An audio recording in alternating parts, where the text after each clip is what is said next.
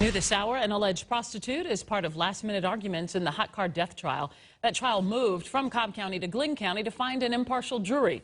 Channel 2's Ross Cavett is live in Brunswick this afternoon, and Ross Harris's lawyers are trying to keep one witness out of this trial. Ross.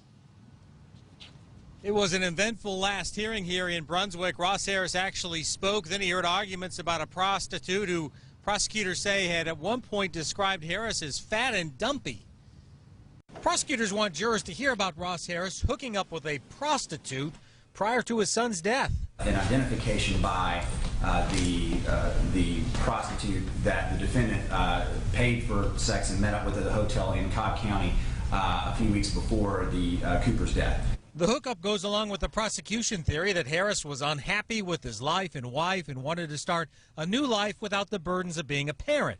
Harris's lawyers complained detectives pressured that prostitute to ID their client.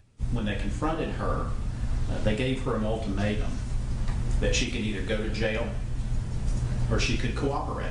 And they said she didn't really identify Harris directly. She was not able to give any sort of identifying information other than skin color and fat and dumping. The judge told the lawyers they'd have to argue more on that next month. Judge Mary Staley Clark did side with the Harris team about a juror prosecutors wanted to throw out of the pool. They claim she lied about her membership and postings in a Facebook group called the Justin Ross Harris Trial Watch. Harris lawyer Maddox Kilgore liked that juror and got her to say she did not intentionally lie to the judge. It's not that I had amnesia and didn't remember my emotional reaction to it. I just didn't remember that I had posted those things. Stand up, Ross.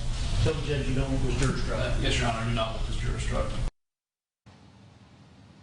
Judge wanted to hear that from Harris's mouth, so that's why he got up and said that. They kept that juror in the pool, so there are 45 Glynn County residents that will show up here October 3rd for final jury selection just before the opening statements in this high-profile trial get underway.